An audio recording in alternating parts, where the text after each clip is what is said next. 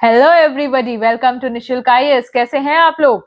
थोड़ा सा ब्रेक आ गया है। ब्रेक इसलिए आ गया क्योंकि देख के ही पता लग रहा है कि सर्दी से बिल्कुल हालत बेहाल है, लेकिन फिर भी आपके लिए लेक्चर लाना हमारा काम है। एंड मुझे ऐसा लग रहा है कि आप अपने टेस्ट सीरीज को प्रॉपरली लगा रहे होंगे और ये भी देख पा रहे होंगे कि आपकी तैयारी कितनी हुई है, क्योंकि एग्जाम में बहुत कम टाइम बचा है और अब हमें सारे सब्जेक्ट्स को जल्दी जल्दी से कंप्लीट करना है। ठीक है बेटा, तो मैं भी ऑडिटिंग को 2-3 सेशन में इसका जो कंटेंट है पूरा वो डिलीवर करने की कोशिश करूंगी। ठीक है, इसके अलावा will go with insurance, will go with statistics and will complete the computer part. ठीक है, जैसा कि मैंने प्रॉमिस किया था। और जो लेबर लॉ के बचे हुए टॉपिक्स हैं वो ये सारी चीजें जैसा कि मैंने आपको प्रॉमिस किया था वो मैं कंप्लीट कराऊंगी बेटा। इसकी चिंता आपको करने की जरूरत नहीं है ना। एग्जाम में बहुत कम टाइम बचा है, 20 डेज बचा है, बट इतना भी कम टाइम नहीं बचा है कि हम ये सब खत्म ना कर सके। तो आज हमने हमारा जो पिछला सेशन था हमारा, उसमें हमने वाउचिंग पढ़ा था, वेरिफिकेशन पढ़ा था, मतलब कि ऑडिटिंग का एक मेजर पोर्शन तो नहीं कह सकते, बहुत बहुत सारे इंपॉर्टेंट टॉपिक्स हमने पढ़ लिए थे। ठीक है, आज हम स्टार्ट करने वाले हैं auditing and assurance standard board से। ठीक है, एक ये कंप्लीट करने से पहले मैं आपको दो चीजें बताना चाहूंगी। पहले ये बेटा कि हम इसमें उतना ही पढ़ रहे हैं जितना आपके एग्जाम के लिए रेलिवेंट है। ठीक है, तो इसको और ज्यादा क्रिस्प करने की कृपा मुझ पर तो बिल्कुल मत करना, फर्स्ट थिंग। सेकंड थिंग कि बहुत सारे बच्चे क्या है कि क्योंकि एग्जाम का आखिरी टाइम आ चुका है बेटा, तो आपको मुझे पता है कि नोट्स बनाने में बहुत प्रॉब्लम हो रही होगी। ऐसा लग रहा होगा कि भाई नोट्स कैसे बनाए, मैडम तो फटाफट लिख दे रही है, हम कैसे लिखें? तो बेटा उसकी चिंता करने की जरूरत बिल्कुल नहीं है, क्योंकि हम आपके लिए लेकर आए हैं नोट्स की फैसिलिटी। ठीक है, वैसे तो हम रिकमेंड करते हैं कि नोट्स आप खुद बनाएं, लेकिन अगर आप नहीं बना पा रहे हैं तो आप जो हमारा व्हाट्सएप कॉन्टैक्ट है उस पर आप कॉन्टैक्ट कर सकते हैं और अपने नोट्स की कॉपी ले सकते हैं। ठीक है, तो चलिए शुरू करते हैं auditing and assurance standard board. कुछ भी डिटेल्स की जरूरत पड़ेगी बेटा तो व्हाट्सएप से कनेक्ट हो जाइए। ठीक है, चलो तो auditing and assurance standard board के बारे में जानते हैं। तो आपको ये पता है कि आईसीएआई आईसीएआई आईसीएआई जो है वो बेटा वो है एक स्टैट्यूटरी बॉडी है ना। वो एक स्टैट्यूटरी बॉडी है, मतलब जितने भी सीए वगैरह जो भी सीए वगैरह की तैयारी कर रहे होंगे उनको तो आईसीएआई के बारे में पता होगा ही।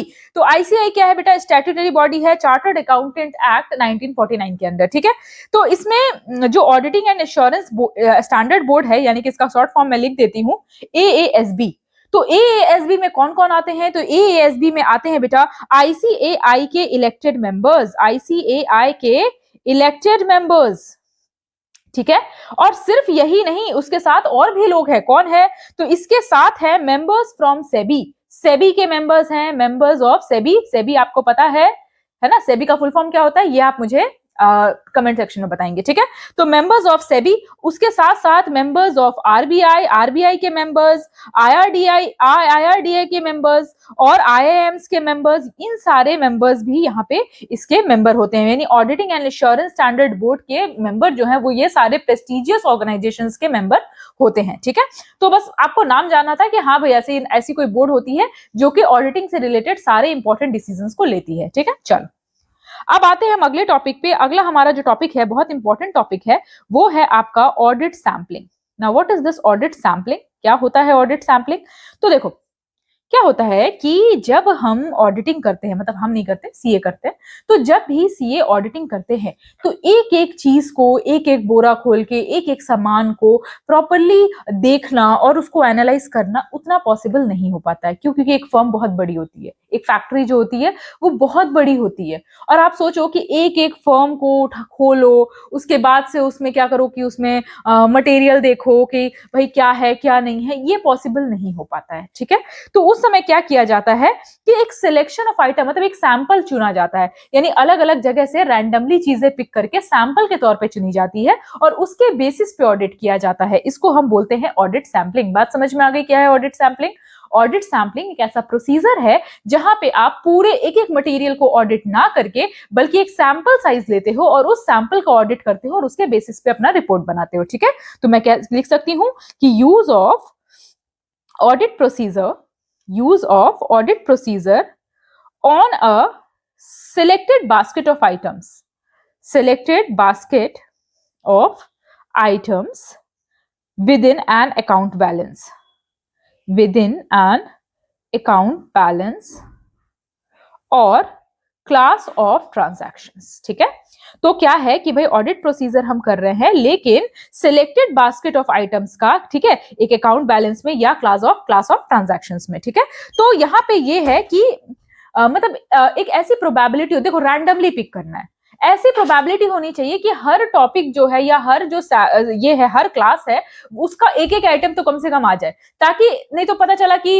मान लिया कि अगर आपको टॉपर बच्चे ही चुनने हैं, ठीक है, तो आपने क्या किया कि आपको क्लास 1 से लेकर 10 तक में टॉपर बच्चे चुनने हैं, तो आपको हर क्लास से कुछ बच्चे लेने पड़ेंगे ना। अगर आपने सिर्फ क्लास 1 के बच्चे ले लिए, सिर्फ क्लास 4 के बच्चे ले लिए, तो that the result won't be accurate, right. तो उसी तरह से यहाँ पे भी ऑडिट सैंपलिंग में इस बात का ध्यान रखना है कि there should be an equal probability, एक इक्वल प्रोबेबिलिटी होनी चाहिए बेटा किस चीज की, तो हर यूनिट यानी कि हर यूनिट सैंपल का जो हर यूनिट होगा of sample could be selected. ठीक है, हर यूनिट जो है वो सिलेक्ट होना चाहिए, इसकी एक्यूरेट प्रोबेबिलिटी होनी चाहिए। बात समझ में आ गई क्या कहा जा रहा है?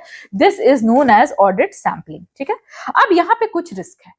जाहिर सी बात है कि अगर आप थोड़ा सा भी मक्कारी कर रहे हैं, मतलब मक्कारी नहीं, मतलब अपना थोड़ा सा आराम देख रहे हैं, आप एक एक चीज को नहीं देख रहे हैं, तो कहीं ना कहीं आपका फायदा हो रहा है, टाइम बच रहा है, लेकिन कुछ कुछ नुकसान भी हो रहा है। अब वो क्या नुकसान हो रहा है, तो late us talk about the risks associated. ठीक है, और यहां से क्वेश्चन आपके एग्जाम के बनते हैं, इसीलिए इसको तो ध्यान से ही पढ़ना। रिस्क एसोसिएटेड, कौन कौन से रिस्क एसोसिएटेड है जरा जाने हम। तो चलिए मैं यहां पे नाम लिखती हूं। पहला है आपका सैंपलिंग रिस्क, ठीक है। दूसरा है आपका नॉन सैंपलिंग रिस्क। अब बोलोगे मैडम एक सैंपलिंग रिस्क है एक नॉन सैंपलिंग रिस्क है, पर हम अभी एक्सप्लेन करेंगे, चिंता नहीं करना है, ठीक है। तीसरा है बेटा आपका detection risk.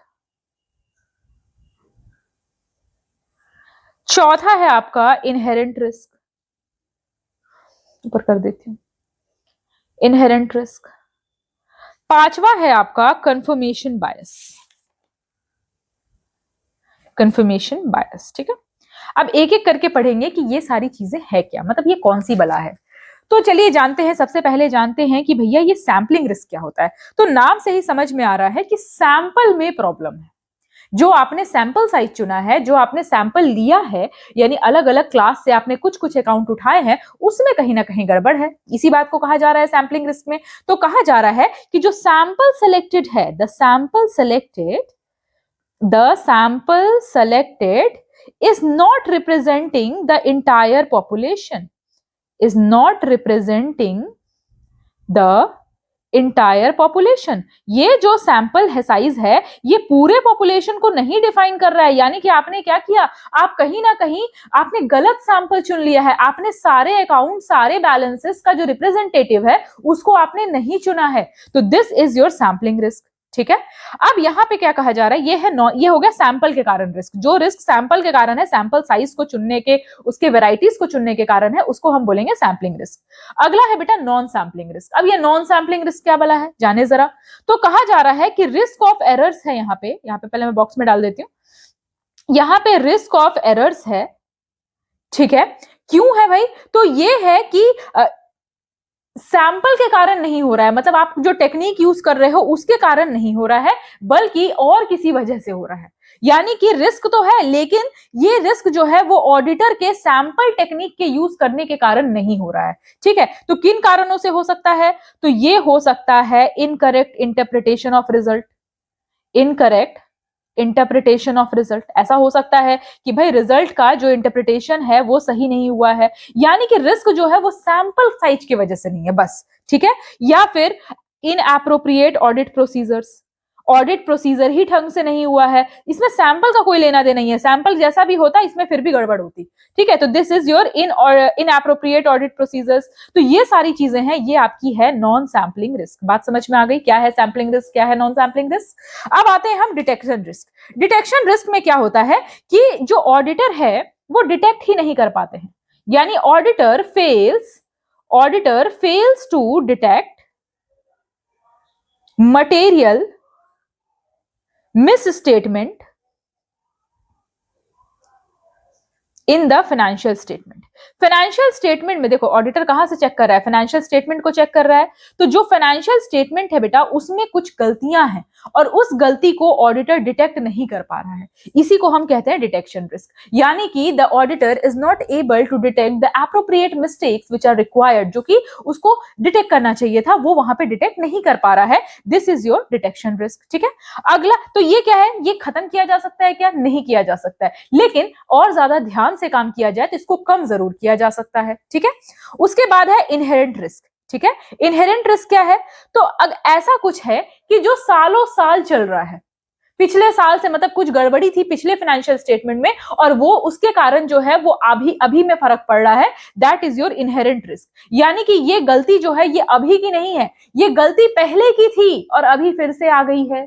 This is your inherent risk. और ये क्या है कि बहुत सारी चीजों के कारण हो सकता है, बिजनेस नेचर ऑफ बिजनेस के कारण हो सकता है, बहुत सारी चीजें हम कैलकुलेट नहीं कर पा रहे हैं प्रॉपरली, है ना, मिस एप्रोप्रिएशन है, वर्कर्स जितने काम कर रहे हैं उनका नाम प्रॉपरली मेंशन नहीं है, कहीं ना कहीं कॉन्ट्रैक्ट पे काम दिया हुआ है।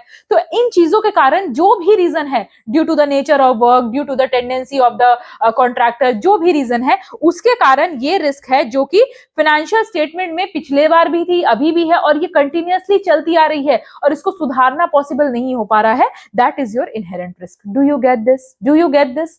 ठीक है, हाँ, एक और चीज मैं आपको बता दूं बेटा कि जब अगर आप नोट्स ले रहे हैं, ठीक है, क्योंकि मुझे पता है लिखना पॉसिबल नहीं हो पाता है कभी कभी, तो अगर आप नोट्स ले रहे हैं तो इसका मतलब ये नहीं कि आपका लेक्चर्स का काम खत्म हो गया और आप सोचोगे मैडम नोट्स पढ़ के तो हम काम ही कम कर एकदम तमाम कर देंगे।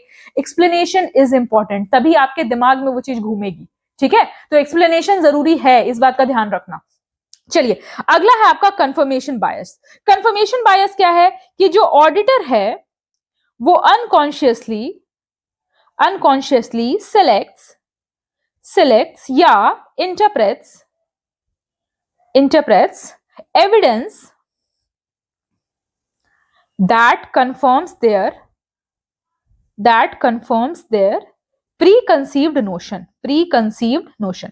अब देखो क्या होता है कि हम लोग जितने लोग हैं, मतलब आप हैं, हम हैं, कहीं ना कहीं कुछ चीजों को लेके हमारा ओपिनियन है। ठीक है, जैसे कि बहुत सारी जो महिलाएं होती हैं, ठीक है, स्पेशली हमारे प्रोफेशन में, मतलब लीगल प्रोफेशन में बहुत सारी ऐसी महिलाएं होती हैं जो कि क्या होती हैं कि फेमिनिस्ट होती है, बहुत ज्यादा फेमिनिस्ट होती हैं। ठीक है, अब मतलब हमसे भी ये सवाल हमेशा पूछा जाता था, इसलिए मैं आपसे शेयर कर रही हूँ कि हमसे ये सवाल हमेशा पूछा जाता है कि इफ यू आर अ जज, मे बी इन फ्यूचर कभी आप जज बनते हैं, तो क्या आप जब न्याय करने बैठेंगे तो कहीं ना कहीं आपका वो जो दिमाग है जो फेमिनिस्ट बिहेवियर को हमेशा प्रमोट करता है, हमेशा एक्सेप्ट करता है, क्या आप वहां पे भी वो दिमाग लगाएंगे?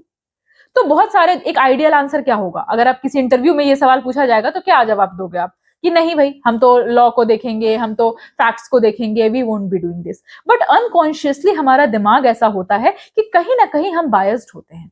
ठीक है, जैसे कि जिन लोगों को ऐसा है कि भाई उनको ऐसा लगता है कि विमेन एम्पावरमेंट पे बहुत ज्यादा ध्यान देते हैं, वैसे मैं भी देती हूँ, मतलब इसमें कोई बुरी बात नहीं है, मतलब कहीं ना कहीं अब मतलब जब से हम लीगल प्रोफेशन में आए हैं तब से थोड़ा सा लॉजिकल रैशनल हो गए, नहीं तो इससे पहले तो ऐसा ही था भाई, लड़की ने किया तो सही किया है। ठीक है, तो मतलब सबका अपना अपना थॉट होता है, व्यू पॉइंट्स होते हैं, मेरे भी हैं।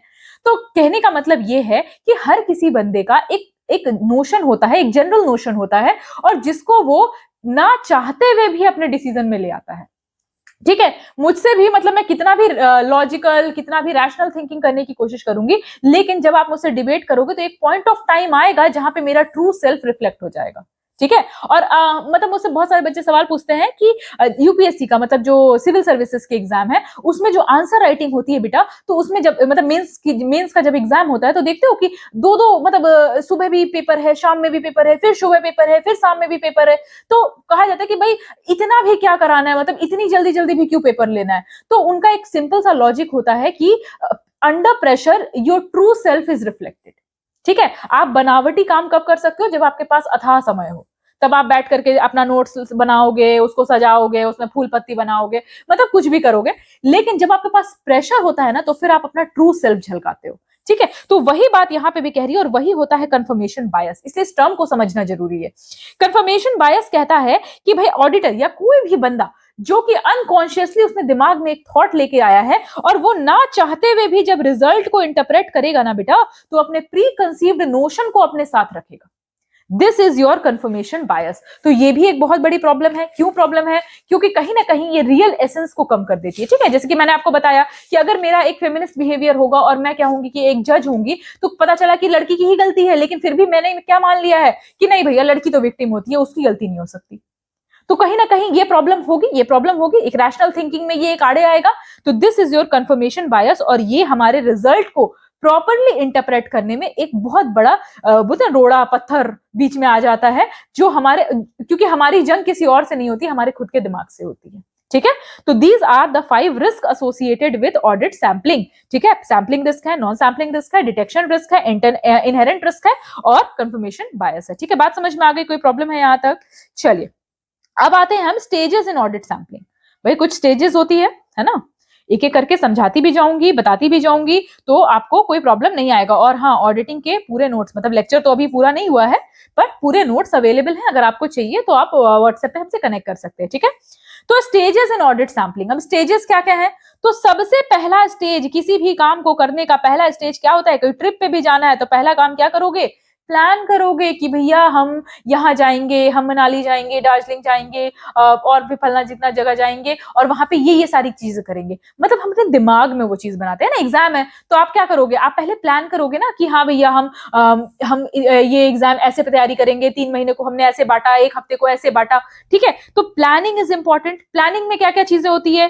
तो प्लानिंग में आपका होता है यू आइडेंटिफाई द ऑब्जेक्टिव्स। इसको मैं क्या करती हूँ, दूसरे कलर से लिखती हूँ। ठीक है, तो ये आपको थोड़ा सा क्या समझने में आसानी होगी। कौन से कलर से लिखूं? थोड़ा सा चमकीला कलर से लिखती हूँ ना, तो थोड़ा आसानी रहता है। तो इसमें क्या करेंगे आप? You identify the objectives. Objectives को आइडेंटिफाई करते हैं, है ना। फिर आप ये देखते हैं कि किन पॉपुलेशन को सैंपल करना है, पॉपुलेशन टू बी सैंपल्ड, कौन कौन से पॉपुलेशन को सैंपल करना है, क्या सैंपलिंग मेथड होगा, what will be the sampling method. तो ये सारी चीजें हमको क्या है यहाँ पे देखनी होती है। That is your planning part. Do you get that? कोई प्रॉब्लम है यहाँ पे प्लानिंग पार्ट में? चलिए, अब जो हमारा अगला स्टेप होगा that is your sample selection. Plan कर लिया हमने कैसे कैसे करना है, अब आपको रियल फील्ड वर्क करना है। बस ऐसे आराम से बैठ बैठ के हमको घर में बैठ करके रोड ब्रिज मकान सब नहीं बनाना है, हमको जाके फील्ड में भी काम करना है। तो सैंपल सिलेक्शन करेंगे, उसके बाद फिर देखेंगे कि भाई कहाँ कहाँ से किस किस आइटम से हमको कितना कितना सैंपल लेना है। ठीक है, फिर जो हमारा अगला स्टेप होगा वो होगा performing audit procedures. Performing audit procedures. भाई अब हमने जब सैंपल सिलेक्ट कर लिया है तो अब हम क्या करेंगे? अपना जो ऑडिट प्रोसीजर्स है, जो चेकिंग है वगैरह है, जो भी एविडेंस कलेक्शन है, ये सारी चीजें हम क्या करेंगे? वो चीज वहां पे करने लगेंगे। ठीक है, तो इसमें बेसिकली क्या होता है कि डेटा लेते हैं, एविडेंस लेते हैं, उसको एनालाइज करते हैं, ऑब्जर्व करते हैं। ये सब कुछ हम पढ़ चुके हैं, पिछले सेशंस में हमने पढ़ा है ये चीज। तो हम ऑब्जर्व करते हैं, फलना ढिकना बहुत सारी चीजें करते हैं। तो this is your performing of audit procedures. ठीक है, उसके बाद ये करने के बाद अगला स्टेप क्या होगा हमारा? That is your evaluation of result. भाई जितना काम कर रहे थे वो किसी काम के लिए ही कर रहे थे, किसी चीज के लिए कर रहे थे। तो अब हमारा आता है अगला step, that is your evaluation of result. यानी कि अब हम रिजल्ट की तरफ जाते हैं। अब हम ये देखते हैं कि भैया हमने जो काम किया उसमें हमारा क्या इंटरप्रिटेशन आ रहा है। ठीक है, और जब ये रिजल्ट आ गया, यहीं पे कंफर्मेशन बायस वायस सब लग जाता है।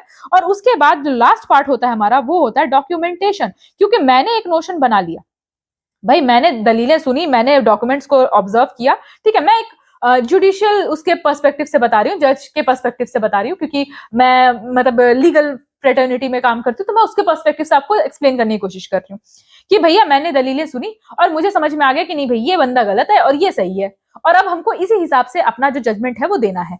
तो अब हम क्या करेंगे कि उसको डॉक्यूमेंट करना पड़ेगा। We have to frame the issues, we have to answer them, है ना। पहले हम फैक्ट्स लिखेंगे, फिर उसको फ्रेम करेंगे इश्यूज को, फिर हम उसको आंसर करेंगे, फिर हम उनका कंक्लूजन लिखेंगे। तो एक प्रॉपर डॉक्यूमेंट करना पड़ेगा। देखो दिमाग में हमारे जवाब आ चुका होता है, ठीक है, जैसे कि आपकी तैयारी कितनी हुई है, तो आपके पास जवाब आपको मालूम है, हाँ या ना। ठीक है, इतना ही जवाब है, उससे ज्यादा का कोई जवाब नहीं है।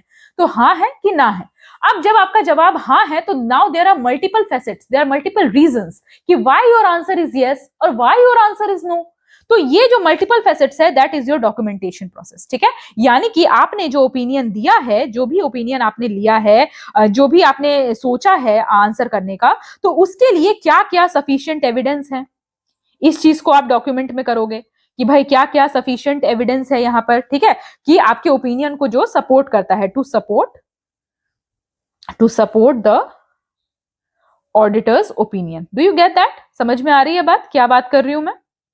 ठीक है, अगर कोई प्रॉब्लम होगा बेटा फीडबैक सेक्शन खुला हुआ है ना, तो ऐसा टेंशन नहीं लेने का। ऐसा नहीं सोचना कि अरे मैडम ये तो कैसे ही होगा, ये तो हो ही नहीं पाएगा, ऐसा कुछ नहीं सोचना है। ठीक है, चलिए, तो यहाँ पे आपको समझ में आ गया, कोई प्रॉब्लम है यहाँ पे, कोई दिक्कत है? नहीं है, चलिए कोई बात नहीं है, मतलब अच्छी बात है ये तो। अब आते हैं हम, let us talk about some analytical procedures. Let us talk about some analytical procedures now. क्या एनालिटिकल प्रोसीजर क्या होता है? तो जब हम किसी फाइनेंशियल डेटा को नॉन फाइनेंशियल डेटा से कंपेयर करते हैं, मतलब उसको देख करके और उससे कंपेयर करते हैं और दोनों के बीच में रिलेशनशिप ढूंढने की कोशिश करते हैं, this is your analytical procedure. ठीक है, बात समझ में आई? चलो, नहीं समझ में आई होगी तो मुझे पता है कि आधे लोगों को नहीं समझ में आई होगी, तो मैं इसका आपको डिटेल बताती हूँ। देखो, जैसे कि मान लेते हैं कि आप किसी दुकान पे बैठे हो, ठीक है, एकदम आराम से शांति से सुनना। आप किसी दुकान पे बैठे हो और दुकान पे आप बैठे हो और आपका एक कस्टमर आ रहा है और आप क्या कर रहे हो कि हाँ ठीक है, ऐसे ही दो चार कपड़े दिखा रहे हो, दो चार सामान दिखा रहे हो और चला जा रहा है बंदा, खरीद ही नहीं रहा है आपसे। तो आप बड़ा कंफ्यूज हो, बड़ा शॉक्ड हो कि अरे यार सामान नहीं बिक रहा है, बट मेंटली आप क्या घर से लड़ाई करके आए हो। आप घर से लड़ाई करके आए हो, इसी कारण से आपका सामान नहीं बिक रहा और आपके पैसे, लक्ष्मी माता, उसमें क्या है कि थोड़ी सी कड़की आ रही है, मतलब आपका धंधा जो है वो मंदा चल रहा है। तो अब कहा जाए कि भाई अगर मैं फाइनेंशियल्स के तरीके से देखूं तो मैं ये कहूंगी कि भाई आपकी बिजनेस जो है वो आज जो आपका पूरा जो टर्नओवर है वो तो बिल्कुल एकदम लॉस मेकिंग है, क्योंकि आपका तो कुछ सामान ही नहीं बिक रहा है। ये मेरा पहला एनालिसिस होगा। लेकिन लिटिल डज आई नो कि जो सामने वाला बंदा जो सामान बेच रहा है वो कहीं ना कहीं मेंटली डिस्टर्ब्ड है। मेंटली डिस्टर्ब मतलब ऐसा परमानेंटली डिस्टर्ब नहीं, पर घर से लड़ाई झगड़ा करके आया है, उसका मन नहीं लग रहा है उस चीज में। ठीक है, और वही रीजन है फाइनेंसेस के नुकसान होने का। तो ये जो घर से झगड़ा करके आए हैं, इसमें किसी के पैसे खर्च हो रहे हैं क्या? आप सोचिए, जो लोग मतलब नफा नुकसान ज्यादा देखते हैं, खासकर उनके लिए ये बात है कि भाई अगर आप कहीं से झगड़ा करके आए हो, किसी से झगड़ा किया है आपने, तो क्या उसमें पैसे नफा नुकसान देखोगे? उसमें उसका क्या कैलकुलेशन निकाल सकते हो, उसकी क्या मॉनेटरी वैल्यू निकाल सकते हो? नहीं। लेकिन क्या वो चीज आपके फाइनेंशियल हेल्थ पे असर कर रही है कि नहीं कर रही है? बिल्कुल कर रही है। तो इसीलिए यही रिलेशनशिप जो है ना, कि आपके नॉन फाइनेंशियल चीजों का फाइनेंशियल चीजों पे क्या असर पड़ रहा है, इसी को हम बोलते हैं एनालिटिकल प्रोसीजर्स। बात समझ में आ गई? अब समझ में आया क्या बोल रही हूं मैं? तो we can write as formula and procedure and process that compare formula and process that compare financial data to non financial data. ऐसा प्रोसीजर, ऐसा प्रोसेस जो कि मेरे फाइनेंशियल डेटा को नॉन फाइनेंशियल डेटा से कंपेयर करने में मुझे हेल्प कर रहा है, इन ऑर्डर टू डिटरमाइन। किस लिए भाई, क्या डिटरमाइन करना है हमको? तो in order to determine relationships between the two, दोनों के बीच में क्या रिलेशनशिप है। जैसे मैंने आपको बताया कि आपका दिमाग डिस्टर्ब है, तो कहीं ना कहीं आपके बिजनेस पे इफेक्ट पड़ रहा है। तो इस रिलेशनशिप को समझने के लिए जो भी आपको टूल, एनालिटिक्स जो भी लगाना पड़े, वही होता है आपका एनालिटिकल प्रोसीजर। ठीक है, बात समझ में आ गई? देखो बेटा, एक्सप्लेन ऐसे समझोगे तो आपको बहुत लंबे समय तक याद रहेगी, ठीक है। लेकिन आप क्या है कि अगर सोचोगे कि हम सिर्फ नोट्स पढ़ लेंगे और हमको सब समझ में आ जाएगा, तो that is going to be very difficult. इसीलिए मैं आपको फिर से कह रही हूँ, लेबर लॉ है या कोई भी सब्जेक्ट है जिसके नोट्स अवेलेबल है, जैसे कि लेबर लॉ का अवेलेबल है, अकाउंट्स का अवेलेबल है, कंप्यूटर का भी बहुत जल्दी हो जाएगा, ऑडिटिंग का अवेलेबल है। तो ये सारी चीजें क्या है कि आपको लेक्चर से रेफर करना ही पड़ेगा, उसका कोई सब्सटीट्यूट नहीं है, ठीक है। तो इसका एग्जाम्पल मैं कैसे बता सकती हूँ? तो एग्जाम्पल बता सकती हूँ कि कंपनी के परफॉर्मेंस में, जैसे कोई भी कंपनी है उसके परफॉर्मेंस में नॉन फाइनेंशियल चीजें कैसे इफेक्ट कर रही हैं, जैसे कि एनर्जी कंजम्पशन कैसे इफेक्ट कर रहा है, परसेंटेज ऑफ वुमेन एम्प्लॉयमेंट कैसे इफेक्ट कर रहा है, ठीक है। तो मैं ऐसा लिख सकती हूँ कि जैसे कि बहुत सारे होता है ना कि अगर आप कॉर्पोरेट सोशल रिस्पॉन्सिबिलिटी CSR है, ठीक है, अगर आप वो कर रहे हैं तो आपको टैक्स बेनिफिट्स मिलेगा। Tax benefit is kind of monetary thing, ठीक है, आपको टैक्स बेनिफिट मिल रहा है, ठीक है। पर आप एक मोरल ऑब्लिगेशन कर रहे हो तो आपको टैक्स बेनिफिट मिल रहा है, ठीक है। तो ऐसा है कि जैसे कंपनीज जो होती हैं, the companies that can benefit from tax breaks if they meet if they meet certain qualifications, ठीक है। तो इस तरह की कुछ चीजें हैं कि भाई कंपनी को अगर मॉनेटरी बेनिफिट होगा in order to do something which is non monetary, ठीक है, जैसे कि मान लेते हैं गवर्नमेंट की कोई पॉलिसी आ गई कि अगर आप इतने इतने फीमेल एम्प्लॉइज को रखते हो तो आपको क्या है इतना टैक्स एग्जम्पशन मिलेगा, तो हर कंपनी इस चीज को प्रमोट करेगी। तो कहीं ना कहीं फीमेल एम्प्लॉय रखने से उनका मॉनेटरी क्या फायदा हो रहा है, मतलब ये नॉन मॉनेटरी चीज है लेकिन उसके वजह से मॉनेटरी चीजों का फायदा हो रहा है। तो this is a comparative analysis और इसको ही हम बोलते हैं एनालिटिकल प्रोसीजर, ठीक है। तो अलग अलग टाइप्स होते हैं बेटा इसके, तो मैं आपको टाइप्स बता देती हूँ एक एक करके, ठीक है। चलो, पहला है हमारा ट्रेंड एनालिसिस, ठीक है, एक एक करके बताऊंगी, अभी चिंता नहीं करना। दूसरा है आपका रेशियो एनालिसिस, ऐसा चिंता नहीं करना कि अरे मैडम ये क्या पढ़ा दिया आपने, नहीं नहीं। तीसरा है आपका रिग्रेशन एनालिसिस। देखो कॉन्सेप्ट बहुत आसान आसान है, ऐसा कुछ टफ कॉन्सेप्ट नहीं है, लेकिन वही बात है कि अगर समझोगे नहीं तो फिर टफ है, समझोगे नहीं तो फिर हर कुछ टफ है, ठीक है। और चौथा है, जैसे बहुत सारे बच्चे हैं उनको टेस्ट बड़ा आसान लगा, बोले मैडम ये तो लेबर लॉ तो हम यूं लगा लेंगे, तो बेटा यूं इसलिए लगा पा रहे हो क्योंकि पूरा पढ़ा है, और जो बच्चे पूरा पढ़ते हैं उनको फिर सारी चीजें आसान ही लगती हैं, ठीक है। और हाँ, अगर आपने अपनी टेस्ट कॉपी नहीं ली है बेटा तो फटाफट से ले लो, अभी रिस्क लेने का टाइम नहीं है ना, मतलब 250 के चक्कर में काहे के लिए रिस्क लेना है, तो रिस्क लेने का टाइम नहीं है, फटाफट से टेस्ट सीरीज वगैरह जो भी आपको जरूरत लग रही है मुझे बोलो, ठीक है, थोड़ा कम ज्यादा करके फटाफट से लो और उसको लगाना शुरू करो, ठीक। चलिए, तो ट्रेंड एनालिसिस क्या है? ट्रेंड एनालिसिस मतलब ट्रेंड को एनालाइज करके चीजें की जा रही है, यानी कि आप क्या कर रहे हो, you are comparing the financial data, you are comparing the financial data. तो फाइनेंशियल डेटा जब कंपेयर करके किसी कंक्लूजन पे पहुंचते हैं, that is your trend analysis, ठीक है। रेशियो एनालिसिस क्या है?